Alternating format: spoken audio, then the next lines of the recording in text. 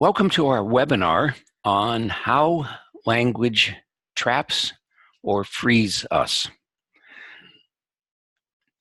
I started learning about language, about what it does to us, really a good number of years ago when I was introduced to nonviolent communication, which was brought out by Marshall Rosenberg. And a gal named Mickey Cashton actually did some courses that I took. And I learned quite a bit about it. I'll tell you about that in a minute.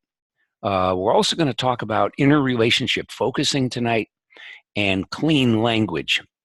Interrelationship focusing was developed by Gene Gendlin and a gal, Ann Weiser Cornell, and many others actually adapted it to both those guys. Gendlin and Rosenberg were psychologists. Rosenberg's particular take on psychology was that he was a psychology graduate student, and he began to question what it was that actually had a therapeutic effect on people, because he discovered that different therapists had different approaches, and some things seemed to work, some things didn't, but the research seemed to show that what actually mattered in psychotherapy was not so much your technique as your empathy.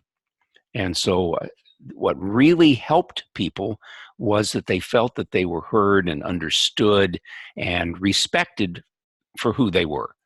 And the result of that was that Rosenberg started looking at the language of empathy and studying how we normally communicate with each other and with ourselves, what the little voice inside us that talks to us and often is a very critical voice. And so that's how he got started. The focusing group got started by looking, Gene Gendlin particularly, looking into what's going on inside us. And regarding the voices within us, or the voice within us that's telling us a story, thinking of the story, the parts of that story are characters. And so focusing looks at who's inside us, who are the parts of us. They're parts of us. They're not somebody else. They're parts of us that are critical of us, are always putting us down, are doubters of us, lacking confidence and that sort of thing, or feeling very vulnerable, very easily hurt. And so Gendlin began to develop a way of relating to those parts inside in a way that would give them permission to be there and to express themselves, let themselves be known. And what he found was that by having that accepting attention on the parts, the non-judgmental attention on the parts, that they would transform. Clean language was a further, you might say, a further refinement of that, although it didn't spring directly from it. But it is an attempt at looking at language that does not suggest to the person, either the person asking the question or being asked the questions, that is, does not suggest from a client to, from a therapist to a client, what the response should be. And it turns out that's a very hard thing to do. That is not to have within the things you say to a client suggestions of how you think they're supposed to be. And so I can't remember the guy's name now, it'll come to me in a minute, worked out a set of questions. They're very simple questions built around a very simple theoretical matrix, which I'm going to explain in a few minutes. And he found a way of being with oneself, being with the parts within, if you take it from a focusing perspective, and using a language, not just nonviolent language, but language that is completely free of intention, so that the person can respond, or the part within can respond and really open up and get deeply connected to what it is that is motivating it, that is driving it, that is pushing it, whether it's some pain, or some um, grieving, some loss, or something like that. That's actually motivating a particular behavior pattern and thought pattern. And so it's fascinating, fascinating stuff. I'm going to try to explain that to you in at least a little detail tonight. Obviously, all of these things involve we say multiple courses of study to really understand them and gain some mastery of them. But I'm hoping to give you a little insight tonight so you can begin to realize how our language traps and frees us. So let's start with nonviolent communication. Nonviolent communication's fundamental goal is to increase empathy by increasing our awareness of others or of ourself, turning our attention to ourself, and finding a way of communicating with ourselves that is not violent. And Rosenberg realized that much of the language that we use involves our inner critic, being critical, being judgmental, being involved in our feelings without being able to step outside and see how we're reacting to things that are going on. So the challenge is to find a way to recognize when we are being judgmental, when we are hurting ourselves, or being just completely overshadowed in our experience. And so Rosenberg started pointing out the parts of language. In our political arena today, everybody's fighting for something. And when you think about that, they're fighting for this, they're fighting for that, they're fighting against something, they're fighting for something, they're fighting to change things. But the word fighting is used by practically every political candidate and everyone in office. And that's violent language. They're not working, striving, endeavoring, they're fighting. And when you're fighting, it means you're fighting against something. So you have opposition. And when you do that, you create division. And much of what divides our world today and our political discourse is the creation through our language, and the assumption that people are against us. And of course, that's readily reinforced because the whole culture is one of violence. And so people are indeed against us. I was listening to a reporter today who had some encounters with our current president, who had been very publicly critical and has continued to be very publicly critical of him. And he said after the president's first tirade against him, he got death threats. They probably weren't really serious, but again, it's the language of the day. It's this violent language. We're going to kill you. We're going to get you. We're going to, do all these things to you. And so violence is very much a part of our daily world. But it starts, we experience violence even when we're very little, when our parents yell at us and threaten us in various ways. If you don't do that, you're going to. And then, if it's a religious thing, you know where you're going. If it's a social thing, you're going to your room or you're going to time out. Or, in my day and age, you're going to get your mouth washed out with soap. I had that experience. It's why I am who I am today. I don't act. I probably still carry some trauma from that. I don't know. Maybe I do. Never worked on that one.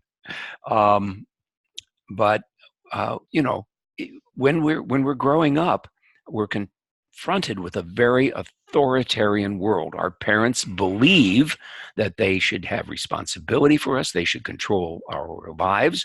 It's one of the reasons why so many people have such difficulty with authority, because they've confronted authority from a time when they had no power whatsoever.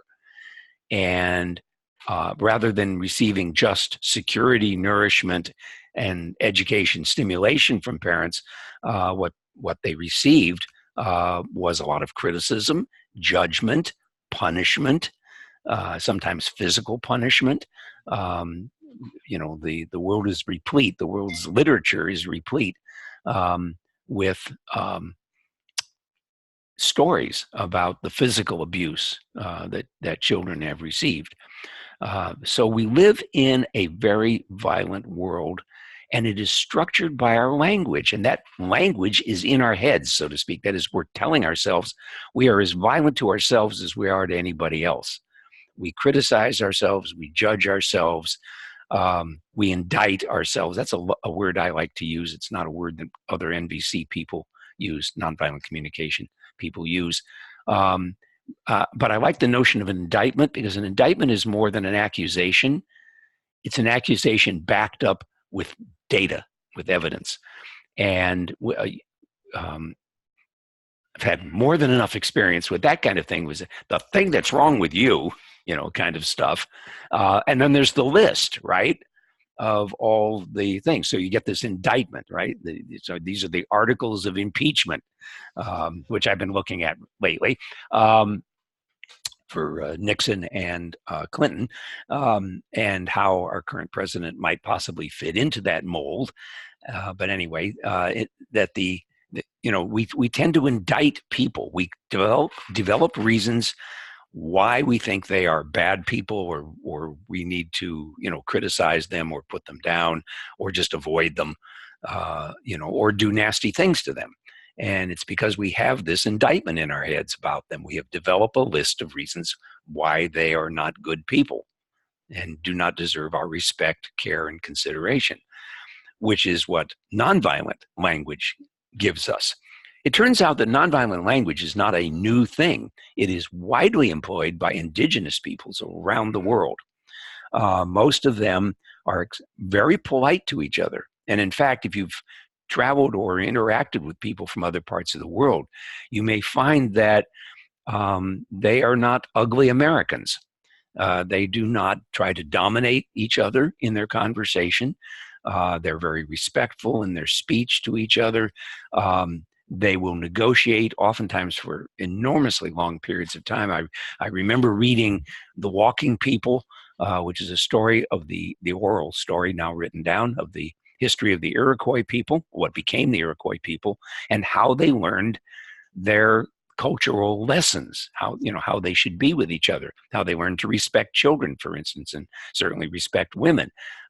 They did not differentiate in terms of hierarchy in their society, male and female.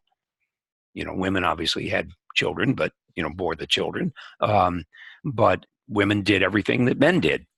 There's even a wonderful story where they had come to the area that they came to inhabit here in the United States, in the northeastern United States, having crossed the entire United States. They had come through the Bering Strait, and had walked. That's why they're called the Walking People. They actually probably come from either Korea or northeast China area or something like that originally. And then had gone through this incredibly long migration, and there's no record of time, so we don't know how many, probably centuries, it took for them to wind up in northeast, New England and Canada. But anyway, around Lake Huron, I think is the way they pronounced it, what we call Huron now, but I believe they pronounced it Huron. They encountered another tribe, and they had encountered many tribes along their journey. Which is interesting because it meant a lot of tribes had been here before them. And so that provides a anthropological record of the settling of North America. And there was clear evidence that some of the tribes had come on Kon-Tiki type rafts from the Pacific. The Walking People had walked from Northeast Asia into Alaska, or what is now Alaska, and then down through Canada and into the United States, and then across the United States. They gave a very clear description, obviously not with modern names. They didn't have names or anything, or they may have made up names, but they aren't the names that we use today. And then they also had some evidence that there were people who were expert at using stonework that they believe had come from northern and probably northeastern Africa. Egyptians, in other words, or people we now call Egyptians. And so many different routes of settling of North America and Central and South America are documented in their history, which took me a little bit off the subject. But the point was that encountering other tribes, there were stories that they would be negotiating for hunting rights and land use rights with these tribes. And it wasn't like the world was so crowded at that time, but resources, they were basically hunter-gatherers who did only a little planting of crops, and there are stories in there about how they learned how to raise crops, mostly beans and corn, and they had quite a variety of those things, and they carried them with them and planted them where they were as they migrated along. And in negotiating for land use, the negotiations could take a year or 2 years or 3 years, but there was never violence mentioned. They would never fight with each other. They would meet and they would talk. Initially, they'd always get to know the people that they had encountered and where they'd come from and what their histories were, and it was all very, very low key. And if a tribe didn't want them in an area, there would be some discussion of that. There'd be some negotiation about, well, maybe if we just move over here or over there. And then eventually the walking people would decide, no, we're just going to move on. But I remember one story where they spent 3 years in negotiation with the tribe before they finally left the area and moved on. So anyway, they came to, I was telling another story on Lake Huron. They ran into a tribe that was very hostile and aggressive. They had not encountered such a thing before. And they were basically the walking people were trying to talk about hunting rights in the vast forests that existed there off the lakeshore. And the other tribe just was adamant that they just couldn't use that land. And finally, it was proposed that each tribe would send 4 contestants, and they would have a fight, basically. And whoever side won, whoever had somebody standing at the end, would own the rights to the particular tract of land that they were talking about. This is a very large tract of land, you have to understand. Hundreds of square miles from what I can estimate from the description. And so the Iroquois set about learning, as they put it, the art of war. And they had a lot to learn. And so they developed skills. And so this had to have taken a long time. And I think they actually started doing that before they agreed to send just 4 people. I think that was part of their negotiation, because they didn't want to kill each other, really, so they narrowed it down to just the contest of 4 people. And what unfolded was that the skillful people that the Iroquois wanted to send were 4 women. And the other tribe did not treat their women the way the Iroquois did. The Iroquois just saw them as people. And if they were skillful, and the women apparently were very good and also very strong in the arts, they learned the arts of war. And so when the day came to fight, it may have been that the other tribe underestimated the ability of their opponent and were defeated by the 4 women. And so the Iroquois got rights to hunt in this tract of land. The other tribe had made the agreement. They withdrew. They honored the agreement. But it just shows you that violence is not and was not always the path forward. In our Western culture, unfortunately, has very much been, back as far as we can go figure out, thousands of years. But that is not true around the world amongst indigenous people. So it is peculiar to our culture, and the language that we use is peculiar to our culture. And it has reached a point today where basically we're always fighting. We want something, we're going to get it. And we don't care who we have to hurt in order to do that. Anyway, so that's a little bit about NVC. When we work with NVC as a technique, we talk about making observations, that is learning to observe rather than just react, rather than judging, complaining, indicting. We learn to make observations, to find what we feel, to identify what we feel, to identify the needs that underlie those things. One of my favorite quotes from Marshall Rosenberg is that unsocial behavior represents tragic expressions of unmet needs. I just love the way he said that. Tragic expressions of unmet needs. And then finally, in nonviolent communication, we learn to make requests or to develop strategies to meet our needs that other people can actually relate to. So we don't just impose our needs and our strategies on people, but we learn to request of people that they give us what we need. And when we make honest requests that are not actually couched as demands, or that don't have the implication of demands, not couched as demands, but have the implication of demands, then people are generally inclined to fulfill those needs, to meet those needs, and to help us. So nonviolent communication gives us a way of being empathetic by understanding what we feel and what another person feels. And you can ask a question when you're engaged in a nonviolent way. Are you feeling so-and-so because of such and such? And when people hear that, they feel heard. They feel like, yeah, you get me. You understand. Yeah, I'm upset because, the price of tomatoes is too high.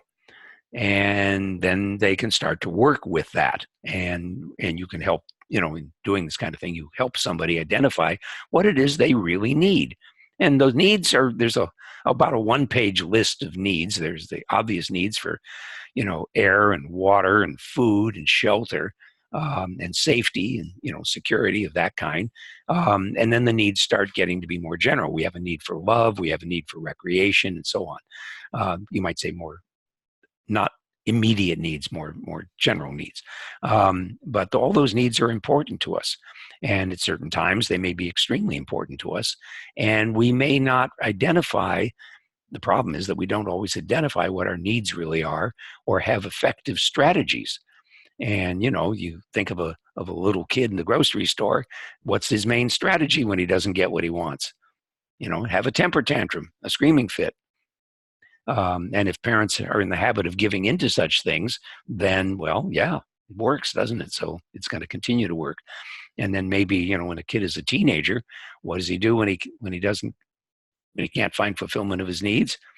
He gets in a fight, or he picks on somebody. He's a bully, or he acts out in other ways: steals, lies, cheats, burns down the school.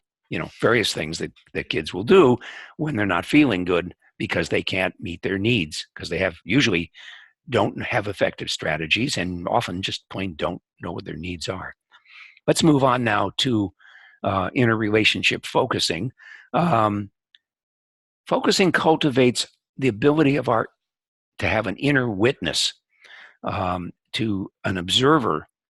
And the way we start with that, and it's something well worth knowing, something inside me feels, and then you put in what that feeling is, and you explore that. And so you say hello to that. You greet that. Oh, I'm feeling so-and-so. And you can even talk to it like it's a person. Oh, I'm glad that you showed up. I'm happy that you're here. I'm eager to know about you. And I'm not trying to get rid of you. And oftentimes the feelings don't really reveal themselves because they don't believe you. They don't believe that you aren't trying to get rid of them. It's like, oh, tell me about yourself so you'll go away. They know that. They don't respond to that. They want to know that you really are interested in knowing about them. And if they're hurt feelings or sad feelings, they may hide pretty well. We're pretty darn good at keeping ourselves from feeling really intense negative feelings. Most of us can feel anger, but some people can't even feel anger, which comes, of course, from being hurt. And so they don't feel the hurt and they don't feel the anger, and they walk around with a happy face. But inside, somewhere buried in there, is this pain and this sorrow and frustration, any of those feelings or all of them, and those show up then in their behavior. I'm sure all of you, if you think about it for even a moment, and I'm going to invite you to do that, because when we start our group clearing session, we're going to want to go in and see, what the messages are that are running around in our head, and see if we can't say hello to those and, begin to have a relationship with the feelings that we have kept, we can say suppressed or repressed, and that are interfering with us, that are making us lash out at people, or just not be honest with people. Finally, we come to clean language from David Grover, I think his name is, and it helps us to step out of our stories of suffering by asking, what would you like to have happen? I'm pausing there to just let that soak in for a moment. Think about right now, what would you like to have happen? It orients you towards solving whatever it is needs solving. It's a beautiful piece of language that does not suggest that the person asking the question, even if it's yourself, it does not suggest what should happen. That is what you think should happen. We never want to use the word should, of course, because should implies that you have a rule, and that limits the possibilities. It limits the opportunity for a suppressed or repressed part to express itself. And what I'd really like to have happen is for somebody to love me. Common theme, actually. And you can't say that unless that part feels that you're accepting that. So it's a nice way of saying of asking a question, what do you want to have happen? Says, what do you want to have happen? I have no judgment about what it is that you want. And that gives you the freedom to then explore what it is you want. And then there's a whole bunch of different phrases that can be used. But basically what we want to know is, what do we want to have happen? And how could that happen? How could that be possible? Which gives it possibility. How could it happen? So we get greater clarity about what we want and need and how we can go about getting it. We get further understanding of how our goal fits the larger context of our life. And we get to explore relationships and connections between things that we seek or desire, and our place in the cosmic sphere, the cosmic counterparts, which denote our karma, our dharma, and our destiny.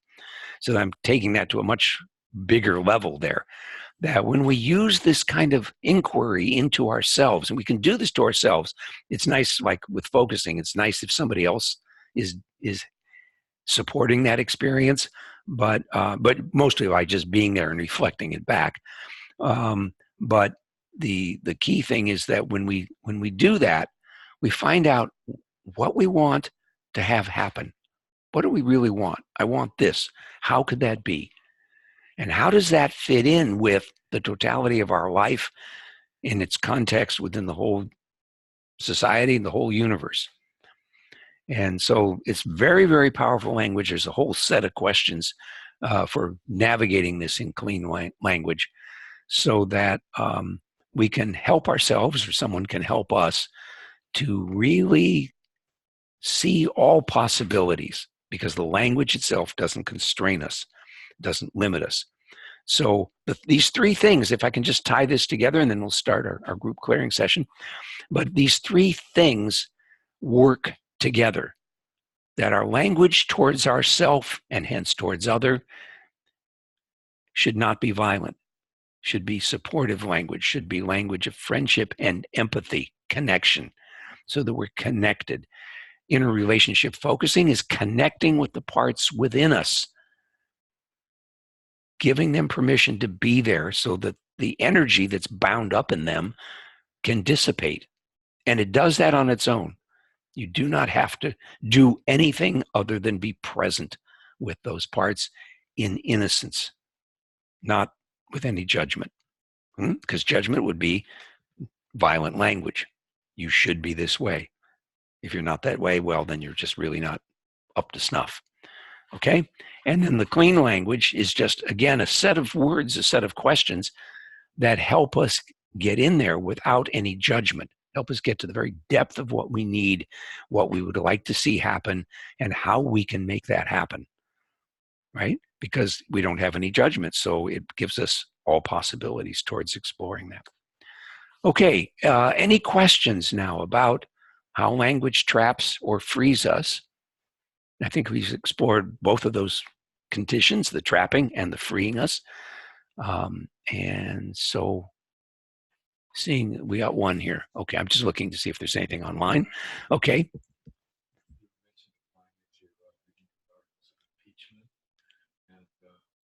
I feel kind of embroiled in political engagement too. How are you fashioning your interactions with political? The question is how to interact with the political world, and specifically the articles of impeachment, which is to say our concern about the conduct of our president and some of his staff or appointees in a nonviolent, clean way, and so that it doesn't affect me, right? But also so I can engage the questions without the judgment. And part of that, I think, the president is a wonderful example because, there's a clinical diagnosis floating around of malignant narcissism. And, there are many, many examples of that kind of behavior in our president. So how do we interact with that? And the first step is saying, this is what I see. This is what I see going on. When I say I see, it's I, the observer, and then what am I observing? That creates a space between me and what I'm observing, which is a nice, healthy distance. And it also approaches what I see without judgment. I'm just seeing it. I'm noting that this is what I'm seeing. Now, in NVC, we go towards empathy. And you'd say, how can you be empathetic with that person? And the answer is by going beyond what you're seeing and saying, why is that person acting like that? What drives that? Well, we know some things about his history, and we can make some intelligent, dare I say, educated guesses about what needs are not being met that produce these tragic expressions in his behavior of his attempts to meet his needs. And if you do that, you come out with this kind of tender feeling for a person that most of us, on the surface, or at least in the immediate sense, don't feel very tender about. I don't know that I've ever heard of people declining an invitation to dine with the president, for instance, or to meet the president. And yet we've seen all these athletic teams and other stars refusing to go to the White House because they object to this person's behavior. Now, obviously, if they make a trip to the White House, they're not going to accomplish a goal they might wish they could have, which would be to go, oh, you poor thing, you're obviously so vulnerable and so challenged that you can't handle any criticism. You disdain the conventions of society. You're rude and you're bullying and so on and so forth. And to simply put all that aside, I can see that. I see the behavior, but there's a person there. And it's not a very happy person. not a very stable person. That's a tough way to live. That's a really tough way to live. Tragic is, yes, thank you. Tragic is the term. It is a tragic way to live. And you know, you hear about people today talking about, well, we want to impeach him because we want to get rid of him. The truth is, I haven't come up with a way yet to transform him, to give him the nurturance, particularly at this age where he's really not much inclined to even accept it. You know, he exploits people, but, you know, you get the sense he can't possibly truly love, meaning having a peer relationship with anyone and an open relationship. Next month, we're gonna talk about more about relationships and some of the language and structures that go on there. I think it's gonna be quite fun, but I'll tell you about that. Actually, I think I'll tell you about it now because then it'll be on this recording and anybody can hear it. So next month on July 16th, it'll be in keeping with a tradition that I've had of using movies or books as the jumping off point for a discussion. I'm going to do The Circle, which I just watched as a movie with Tom Hanks and Emma Watson. And young Emma Watson joins the corporation, The Circle, which looks a little like, I don't know which corporation it really looks like, but yeah, I was going to say Amazon, but I don't think it's really like Amazon. It's more like Google or Facebook, maybe, but one of those really huge corporations that's processing data and doing all these things. And there's a number of quotes. It's a very quotable movie. The script is really good, and the book was too. And one of the quotes is, "Secrets are lies." And in an intimate relationship, what you don't tell your partner is a lie, because it means you're only presenting to your partner what you want them to see and not the totality of who you are.